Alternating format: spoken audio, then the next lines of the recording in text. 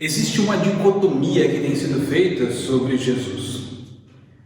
São dois conceitos que são tidos como opostos e que não deveriam ser.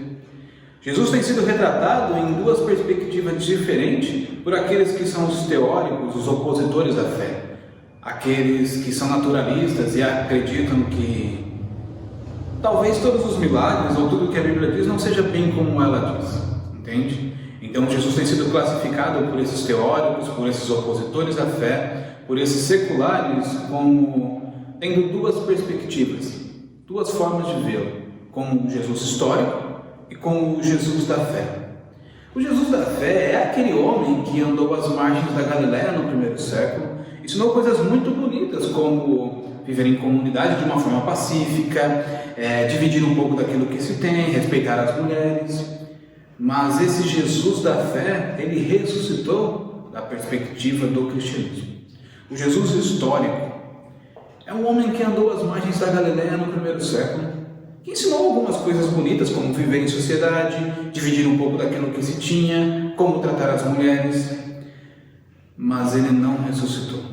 Ele morreu depois, crucificado, por ter sido alguém que teve um certo movimento que de alguma forma foi contra o sistema. Esse Jesus, o que eles dizem, na verdade ele serve para os fatos, ele não serve para a fé. O da fé é aquele que ressuscitou e o da história é o que na verdade morreu. Por que essa dicotomia tem sido feita? Porque é quase que consenso entre os historiadores que Jesus realmente existiu. Já não há mais muito do que se dizer contra isso. É quase que um ponto pacífico. Jesus realmente existiu. A grande questão é se ele realmente fez alguns milagres ou ele só realmente foi um homem comum como qualquer outro e alguma coisa foi criada em cima dele. A minha proposta é que o Jesus da fé e o Jesus da história são o mesmo. Ambos não podem ser tidos como diferentes, mas sim como o mesmo homem, como o Jesus que andou às margens da Galileia no primeiro século, que ensinou como viver em sociedade, que fez coisas bonitas, que ressuscitou algumas pessoas, que fez alguns milagres.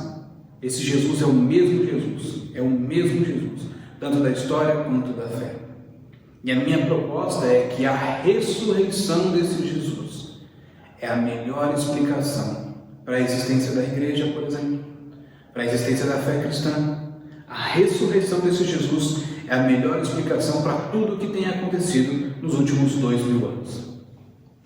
Um texto interessante para se levar em consideração é 1 Coríntios, no capítulo 15. Paulo, em todo o texto, ele está se preocupando em falar para a igreja sobre diversas questões, sobre a forma de viver em sociedade, sobre não ter comunhão com quem era descrente, sobre como eles deveriam se amar. Mas durante todo o capítulo 15, ele vai se preocupar em falar, em investir tempo sobre a ressurreição. Durante todo o capítulo 15, ele quer afirmar aquilo que tem de ser crido entre os crentes, aquilo que era pregado na igreja do primeiro século e deveria ser proclamado, que Jesus Cristo morreu e ressuscitou segundo as Escrituras. Eu quero ler alguns versículos a partir do 1 até o 17, deixando um ou outro de lado, só para termos uma ideia da perspectiva com que Paulo trabalha a ressurreição. A partir do versículo 1 ele diz: Irmãos, quero lembrar-lhes o evangelho que lhes preguei, o qual vocês receberam e no qual estão firmes. Versículo 3: Pois o que primeiramente lhes transmiti foi o que recebi, que Cristo morreu pelos nossos pecados, segundo as Escrituras, foi sepultado e ressuscitou no terceiro dia, segundo as Escrituras, e apareceu a Pedro e depois aos 12. Versículo 8: Depois destes apareceu também a mim, como a um que nascido fora de tempo. Pois sou o menor dos apóstolos e nem sequer mereço ser chamado apóstolo, porque persegui a igreja de Deus.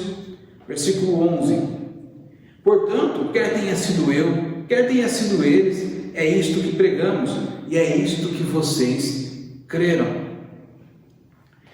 Versículo 14: E se Cristo não ressuscitou, é inútil a nossa pregação, como também é inútil a fé que vocês têm.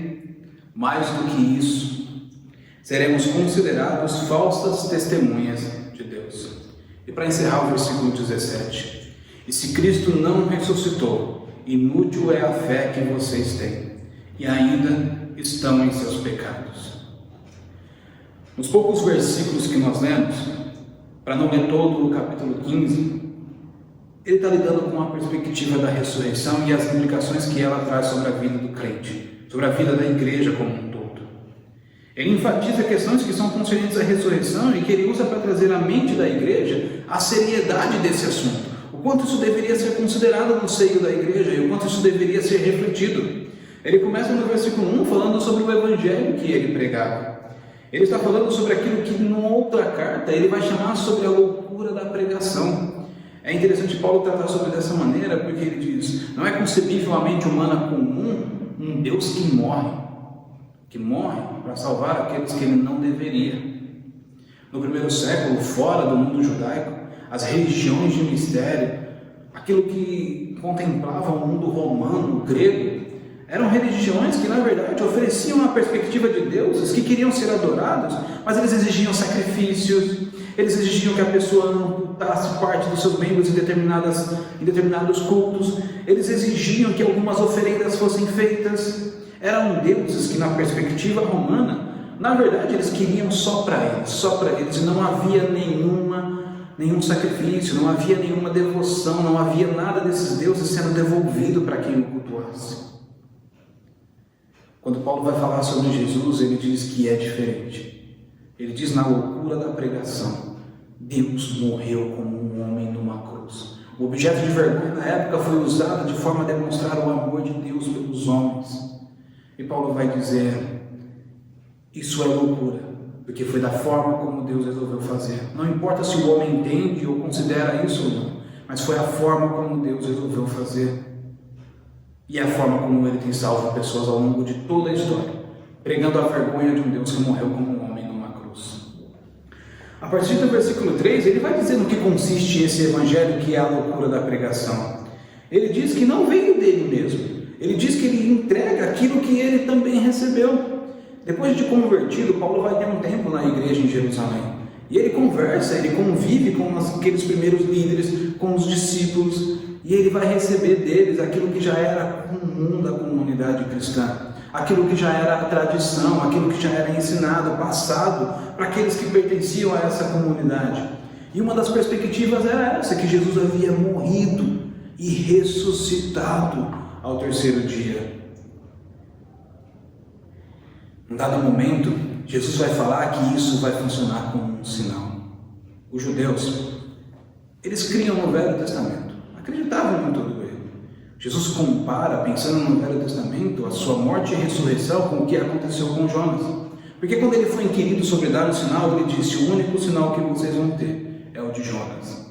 Como Jonas havia passado 3 noites na barriga de um peixe, depois ele foi vomitado, ele foi trazido de volta, o mesmo aconteceria com Cristo. Mas ele passaria 3 dias mortos e depois ele ressuscitaria.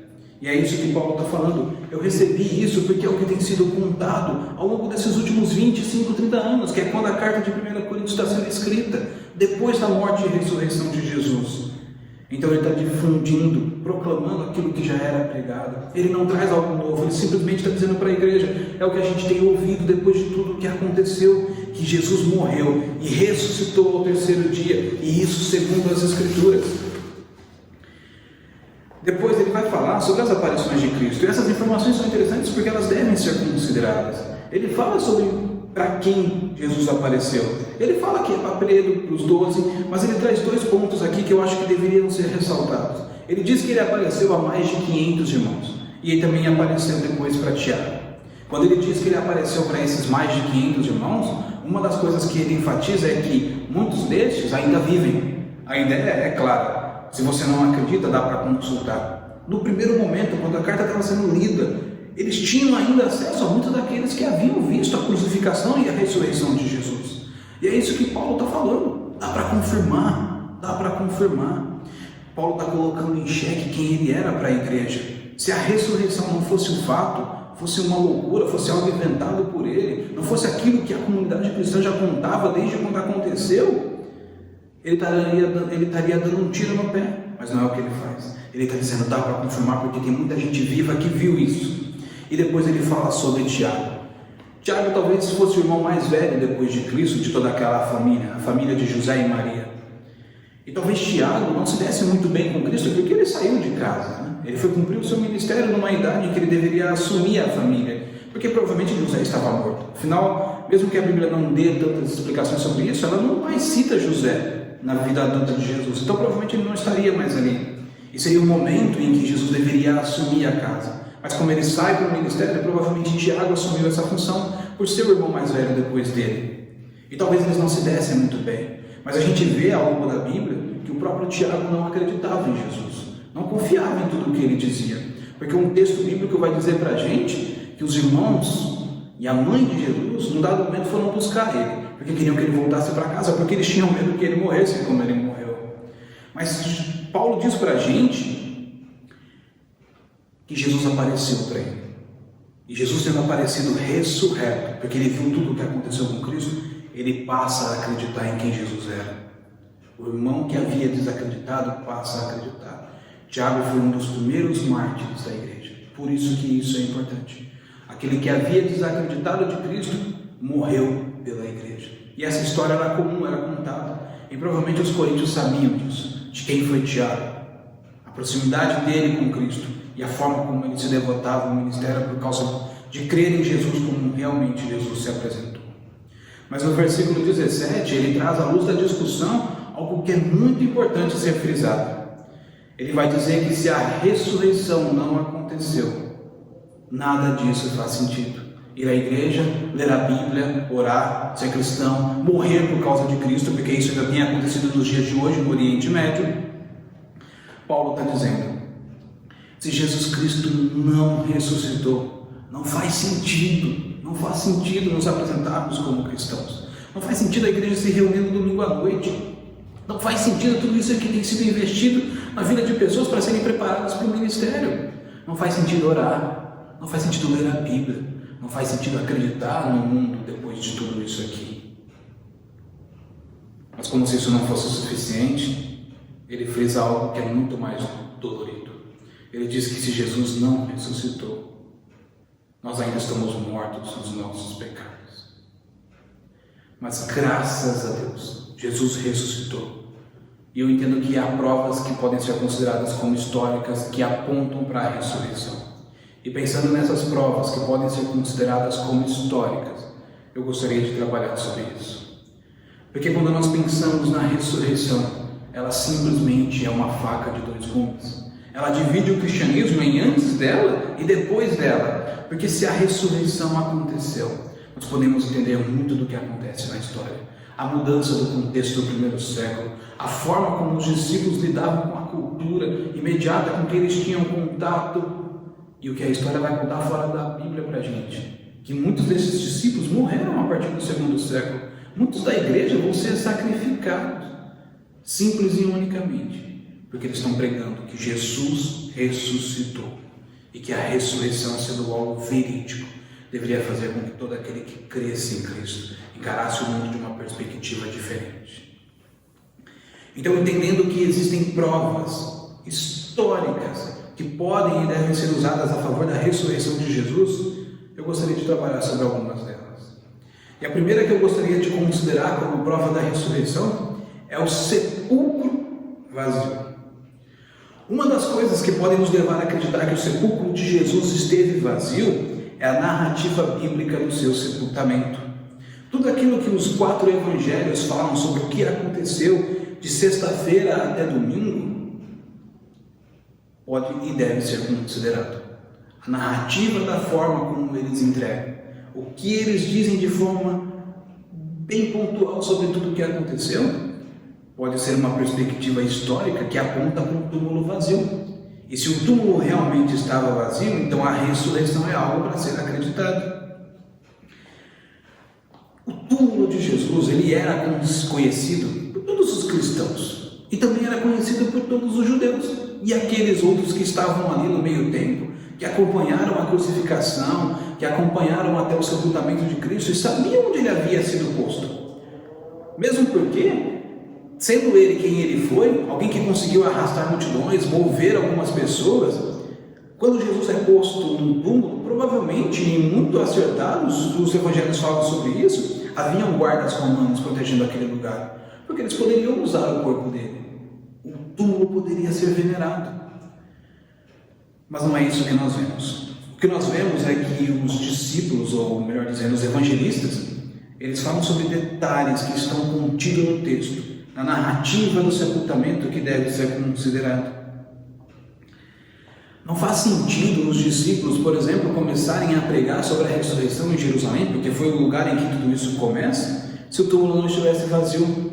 Muitos daqueles que não acreditavam em Jesus podiam ir lá ver. No capítulo 3 de Atos, Pedro está fazendo uma pregação, está dando um sermão a homens que haviam crucificado Jesus. Ele está dizendo para eles, ele morreu e ressuscitou por causa de vocês, para vocês. Se o que Pedro tivesse dito, se a ressurreição não fosse algo verídico, confirmável, aqueles que estavam ouvindo poderiam facilmente ir lá, confirmar, ver e voltar para indagar ele. Mas ele está dizendo, pode ir olhar, o túmulo está vazio. Se o túmulo está vazio é porque o corpo dele não está mais lá. O corpo de Jesus não está mais lá. E não está simples e unicamente porque ele ressuscitou. Ele ressuscitou. Os evangelhos são escritos mais ou menos lá para o final da década de 50, início de 60. E muitas da narrativa dos evangelhos foi escrito por conta de outras coisas que pessoas contaram, que a comunidade contava. O próprio Lucas, por exemplo, que escreve um dos evangelhos, não conviveu diretamente com ele, com Jesus. Mas ele, convivendo na comunidade, pôde saber de muito daquilo que era contado. E uma das coisas era onde o sepulcro de Jesus estava, o túmulo em que ele havia ressuscitado, onde ele havia sido posto. Se Jesus tivesse continuado morto, se houvesse um corpo naquele túmulo, não faria sentido eles começarem a pregar sobre a ressurreição. Mas eles pregavam porque o túmulo estava vazio. E uma das características é que eles atribuem o túmulo a ser de José de Arimateia. Eles estão dizendo que alguém que fazia parte do Sinédrio. O Sinédrio era um tribunal da época. E esse tribunal é o mesmo tribunal que vai condenar Jesus. Eram pessoas que se opunham ferrenhamente a Jesus. Eles estão dizendo que alguém que fazia parte disso, mas que não concordava, é claro, com aquilo que eles estavam fazendo com Jesus, mas um membro desse Sinédrio, um membro que fazia parte daqueles que julgaram a Cristo, ele ofereceu o túmulo dele para Jesus ser enterrado. Se José de Arimateia fosse um personagem fictício, a narrativa dos evangelhos sobre o sepultamento seria um tiro no pé. Seria uma mentira. E, por exemplo, uma mentira facilmente averiguável. Todo mundo sabia que José de Arimateia havia enterrado Jesus no túmulo que pertencia a ele. E os discípulos estão falando isso porque era o fato, era o que havia acontecido, era algo fácil de ser averiguável. Talvez nos dias de hoje a gente já não possa mais, porque não tem mais documentos, mas nós podemos olhar para a história e ver que isso para a época tinha um peso muito grande. E fazendo uma análise do discurso, nós entendemos que isso só podia ser verdade ou eles estariam atirando no próprio pé. Outra coisa é que eles falam sobre a ressurreição ao terceiro dia. Jesus foi encontrado ressurreto ou o túmulo foi visto vazio ao terceiro dia? Porque ele é morto, levado à cruz na sexta, passa todo o sábado, que era o dia da Páscoa, e no domingo, quando as mulheres vão visitar o túmulo, ele é encontrado ressurreto no terceiro dia. E essa informação é importante, porque eles poderiam ter dito que ele foi encontrado no sétimo, que ele foi encontrado talvez no segundo, no quarto, mas não, eles fazem questão de dizer que foi no terceiro dia. E tem uma informação muito interessante.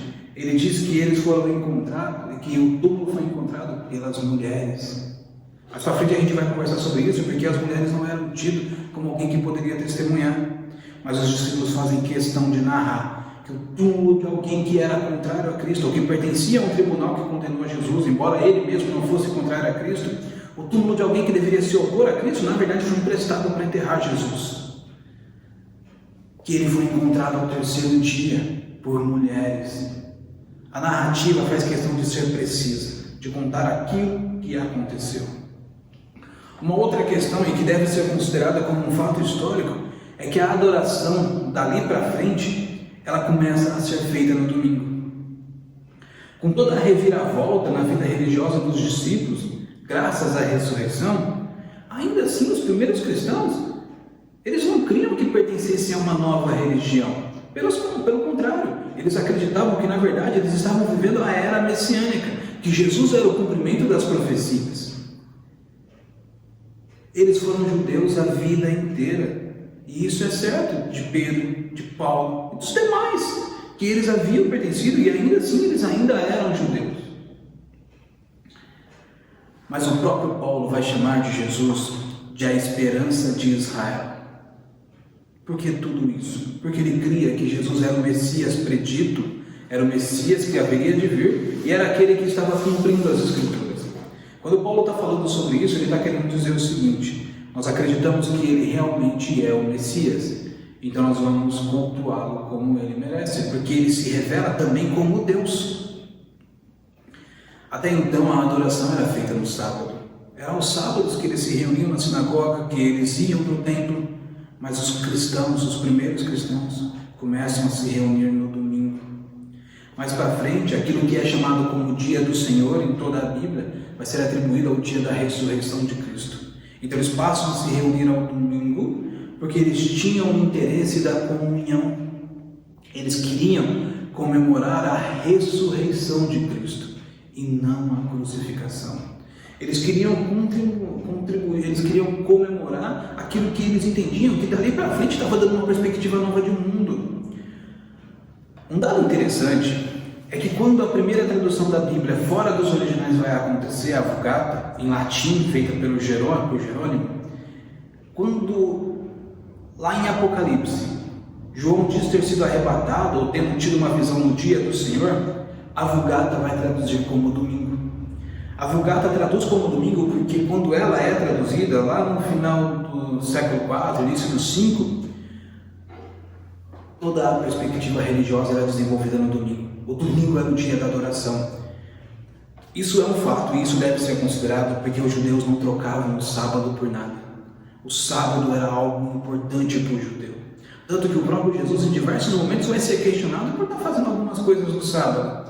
Como era possível um grupo de judeus deixar o sábado, que era aquilo que de certa forma fazia com que eles reconhecessem a sua nacionalidade, que eles eram diante de todos os outros povos, como eles poderiam trocar o sábado por domingo, a menos que Jesus realmente tivesse ressuscitado no domingo, porque os seus seguidores criam em tudo que ele havia pregado, e a ressurreição vindicou tudo o que ele disse e fez. Então começaram a cultuar Jesus aos domingos, era mostrar que os discípulos estavam crentes de tudo aquilo que eles estavam fazendo. Que pregar sobre Jesus, que cultuar a Cristo era algo que deveria ser feito. E isso passa a ser feito no domingo. Porque embora o sábado pertencesse à lei, mas o Senhor havia cumprido a sua promessa em Jesus Cristo no domingo. Um ponto agora que eu gostaria de voltar e conversar um pouco mais é sobre as primeiras testemunhas terem sido as mulheres. Essa informação ela deve ser considerada por conta da forma como a mulher era vista naquele contexto, sobre o lugar em que elas ocupavam na sociedade judaica do primeiro século, o cenário em que Jesus desenvolveu seu ministério. Para a época, para aquele contexto, as mulheres não eram consideradas dignas de crédito, elas nem eram consideradas nos tribunais, elas nem eram chamadas para testemunhar. As mulheres não eram tidas como na classe social, como alguém que deveria ser considerado, elas estavam abaixo dos homens. É uma sociedade patriarcal, é uma sociedade que não considera a mulher na posição em que ela deveria. Mas os discípulos, ou melhor dizendo, os evangelistas, eles deixam bem claro que quem primeiro testemunhou do túmulo vazio foram as mulheres. Eles estão dizendo: vocês podem não acreditar, vocês podem não confiar em quem elas são, mas foram elas que viram. Tanto que quando elas vão dizer para os discípulos, elas procuram Pedro e os demais, e elas dizem: ele ressuscitou, nós o vimos. Os discípulos acreditam, e os evangelistas vão confirmar isso, narrando como sendo as mulheres as primeiras a terem testemunhado do túmulo vazio. Elas ocupavam um baixo nível na hierarquia social do mundo judeu. Elas eram, em comparação com os homens, consideradas cidadãos de segunda classe. O judeu homem, orava a Deus agradecendo por não ter nascido mulher. E os evangelistas, ao invés de dizerem que foram homens que encontraram o túmulo vazio, por terem sido as mulheres, eles fazem questão de frisar isso. Foram as mulheres. Vocês podem não acreditar no que elas dizem, mas foram as mulheres. Se não foram as mulheres que encontraram o túmulo vazio, mais uma vez, eles estariam dando um tiro no pé. Mas eles estão preocupados em narrar as coisas como elas são. Contra toda a cultura, contra todos, os evangelistas narram isso, porque foi assim que aconteceu. As mulheres encontraram o túmulo vazio. Um ponto que eu gostaria de frisar, e agora de uma forma bem breve, é sobre a perspectiva dentro do judaísmo de ressurreição e a perspectiva fora do judaísmo. Porque quando os discípulos vão falar sobre a ressurreição, ainda assim, em parte, ela era algo novo para eles. Em vários momentos, antes de ir para a cruz, Jesus faz questão de dizer que ele estava indo para morrer e ele ressuscitaria ao terceiro dia. Por 3 vezes, pelo menos, enquanto ele diz isso, os discípulos perguntam do que ele está falando. Quando Jesus tocava no ponto de ressurreição, os discípulos não faziam muita ideia. Eles até acreditavam que um dia Deus ressuscitaria o seu povo. Tanto que eles guardavam em ossuários os ossos dos mortos, porque eles achavam, segundo Ezequiel, que um dia Deus precisaria daquilo para reconstituir a carne, os tendões, tudo aquilo que é concernente à existência de um homem, de uma pessoa. Eles não entendiam a ressurreição, não da perspectiva de Cristo, daquilo que estaria para acontecer e que eles presenciariam. Então, quando eles pregam sobre a ressurreição, eles tinham que explicar o que havia acontecido, porque mesmo entre os judeus, a ideia de ressurreição era muito nublada. E fora do mundo judaico, a ideia de ressurreição não fazia nem sentido. Tanto que Paulo, quando está pregando em Atos 17, lá no Areópago, para uma comunidade de gregos, ele tem dificuldade. Ele tem muita dificuldade, porque ele está sendo ouvido enquanto ele fala sobre o Deus invisível. Mas quando ele toca no ponto da ressurreição, eles dão descrédito. Eles não acreditam, eles não querem ouvir mais ele. É importante frisar isso, e é só isso, porque a ressurreição no mundo daquele momento, mesmo entre os judeus e fora dele, não era algo tão bem compreendido. Quando eles pregam sobre a ressurreição, eles têm que explicar o que aconteceu. Se eles estivessem convencendo, se estivessem simplesmente discursando com um povo que seria facilmente convencido, eles não teriam tanta dificuldade. Mas eles tiveram que explicar a ressurreição, o que era e como aconteceu. A ressurreição era algo novo até mesmo entre os judeus. Eu quero pensar que a ressurreição é a melhor explicação também para o desenvolvimento da igreja. E pensando nas origens da fé cristã, um ponto a ser considerado é a transformação dos discípulos. Quando nós pensamos na origem da igreja cristã, nós temos que pensar em quem a iniciou. E seu início se deu com aquele grupo de discípulos que andavam com Cristo. E que durante todos os 3 anos em que eles estiveram com Jesus, eles viram milagres, eles testemunharam de uma série de coisas, aprenderam muito com eles sobre tudo aquilo que o Velho Testamento dizia e como deveriam olhar para o mundo à luz da perspectiva agora, orientados pelo Espírito Santo. Mas é interessante que quando a gente pensa nesses homens que haviam visto Jesus curar cegos, fazer pessoas que eram paralíticas andarem, ele havia trazido à vida um homem como Lázaro, por exemplo, de volta, mesmo esses homens tendo andado com Cristo e vendo tudo isso, eles falharam. Eles falharam na sua missão como igreja, em pelo menos 25% dela. 1/4 da igreja falhou com eles, porque um nega, um trai e o outro duvida. Mas é interessante porque quando a gente pensa em algum deles, como Pedro, por exemplo, que ele nega a Cristo às portas da crucificação. Lembra que um pouco antes, e eu não duvido que ele foi sincero, ele disse: Senhor, se for preciso eu morro pelo Senhor. E Jesus disse: ainda hoje você vai me negar 3 vezes antes que o galo cante. E ele nega Jesus por 3 vezes. Esse Pedro que no primeiro momento tem medo. Esse Pedro que no primeiro momento nega a Cristo porque ele não sabia o que deveria viver. Talvez ele fosse rechaçado pelos que estavam questionando ele sobre ele acreditar em Jesus ou não.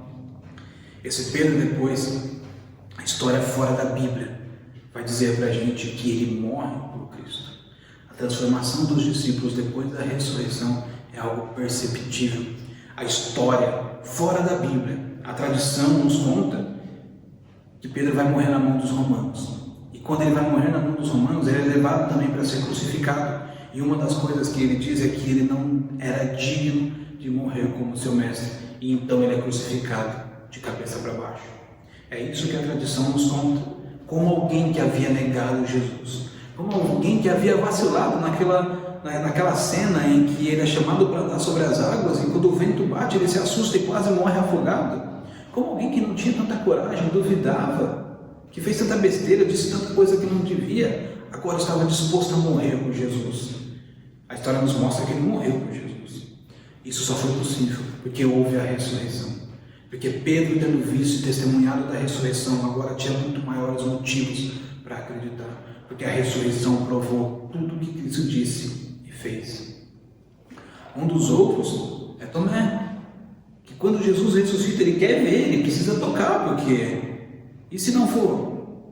Tomé vai ser dito para a gente sobre alguém como um líder enfático da igreja no primeiro século. Aquele que havia duvidado se Jesus realmente havia ressuscitado. Depois ele assume a posição de líder e prega sobre a ressurreição com toda a ênfase. Alguém que duvidou, agora prega com ênfase porque passa a acreditar. Ou Tiago, o próprio irmão de Cristo, ele é o primeiro mártir da igreja.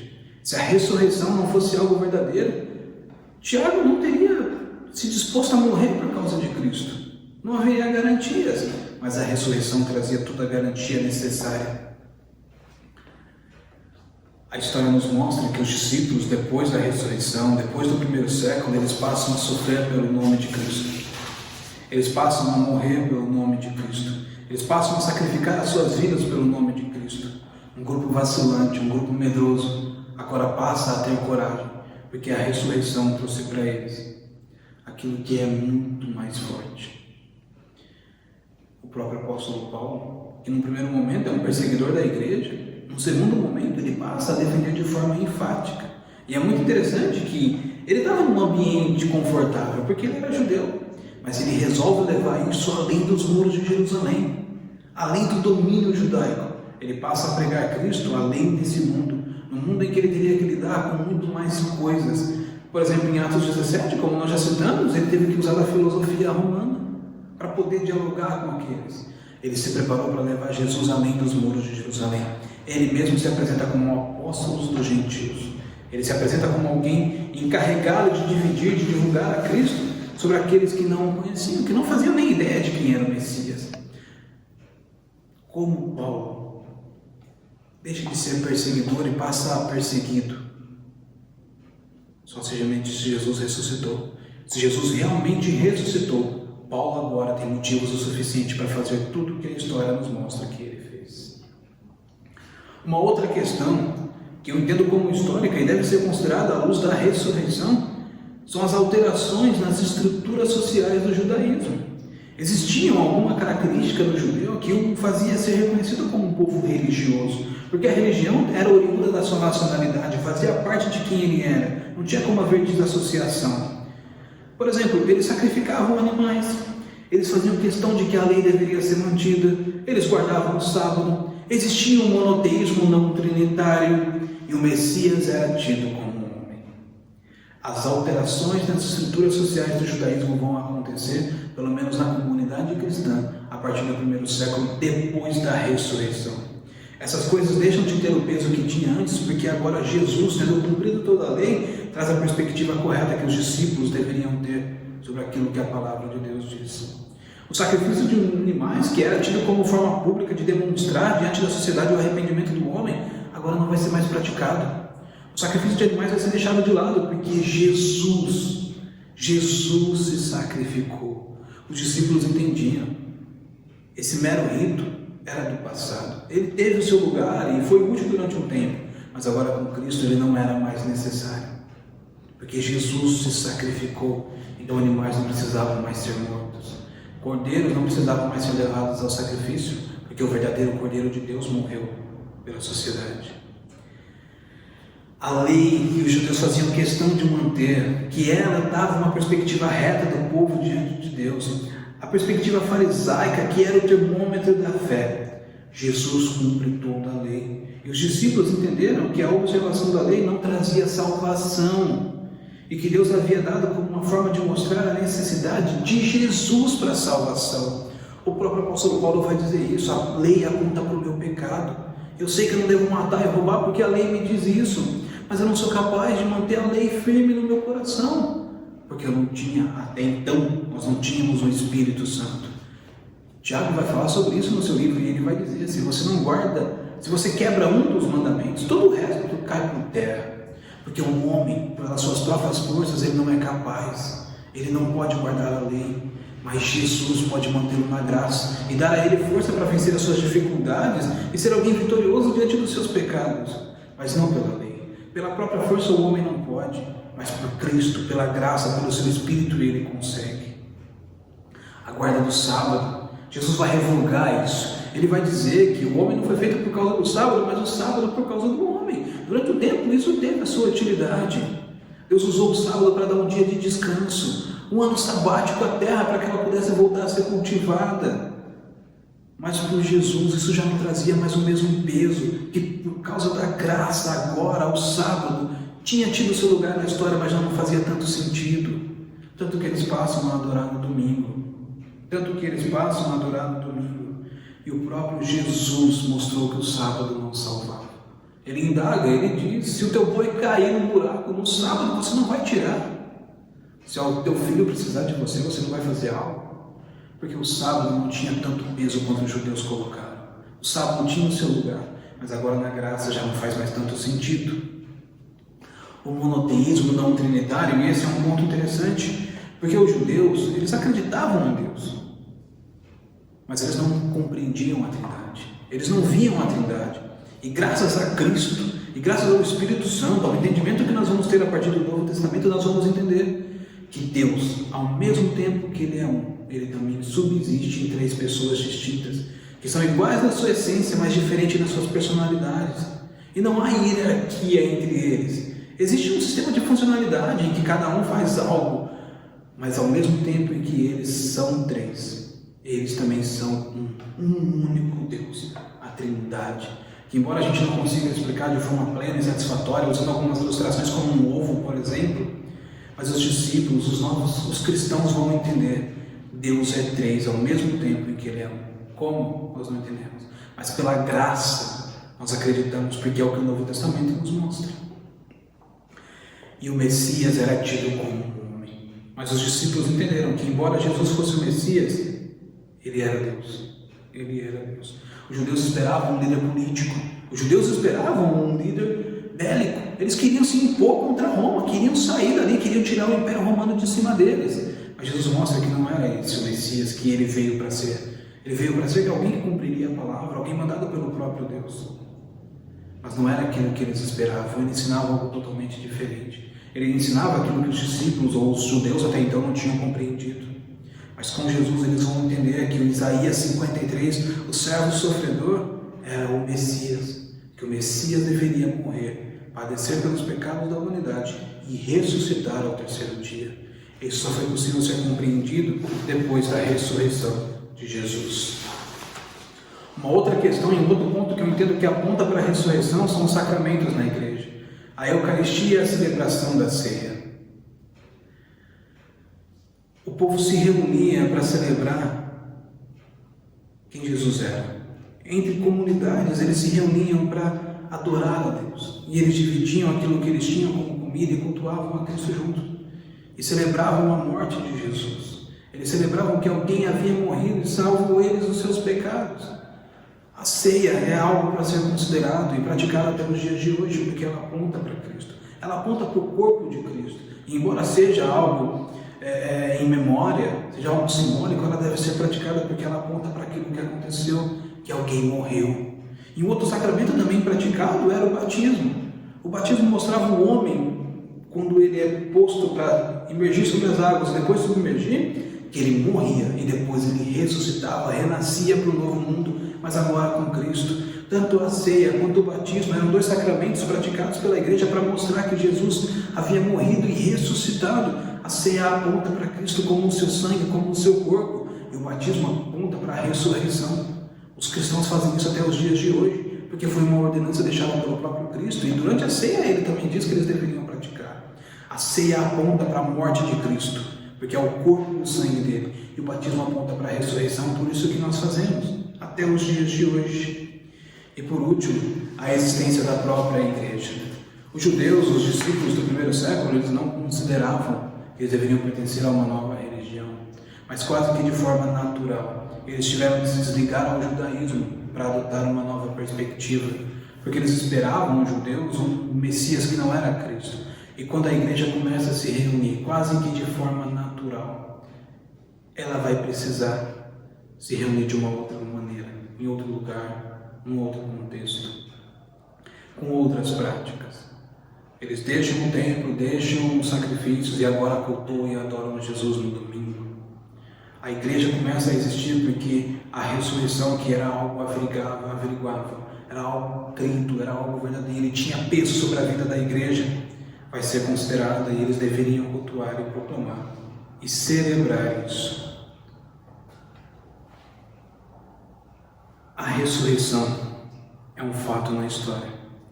Ela deve ser considerada, porque se a ressurreição não aconteceu, os discípulos não deveriam ter morrido. As estruturas religiosas do cristianismo que têm sido fundamentadas nos últimos 2000 anos não fazem sentido se a ressurreição não aconteceu.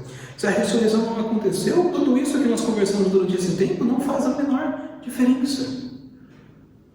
Mas se a ressurreição aconteceu, a gente pode esperar algo muito maior do que esse meio tempo que nós temos aqui. Se a ressurreição aconteceu, um dia nós também vamos ressuscitar para algo muito melhor do que temos experimentado aqui. A minha oração é para que você considere a ressurreição, para que num final de semana como esse, em que nós celebramos a Páscoa, não seja chocolate ou coelho que seja considerado, mas o que Deus fez por intermédio de Cristo naquela cruz. Ele nos deu a possibilidade, a oportunidade de experimentarmos algo muito maior do que o que temos visto nos últimos anos de vida, no tempo que a gente tem aqui, pouco tempo, se comparado ao que a ressurreição nos promete. A ressurreição fez com que a igreja se formasse, fez com que a igreja se unisse, fez com que a igreja, mesmo debaixo de perseguição, estivesse disposta a morrer, porque eles acreditavam e tinham visto a Cristo ressurreto e acreditavam que isso um dia iria acontecer com eles. A ressurreição hoje tem o mesmo peso. Ela nos dá a perspectiva, a esperança daquilo que Deus tem preparado para aqueles que confiam e creem nele. Então o Jesus da história é o Jesus que ressuscitou e ele serve a fé porque realmente às margens da Galileia do primeiro século ele se apresentou como aquele que ele deveria ser, o Messias, que morreria e ressuscitaria para a salvação daqueles que crescem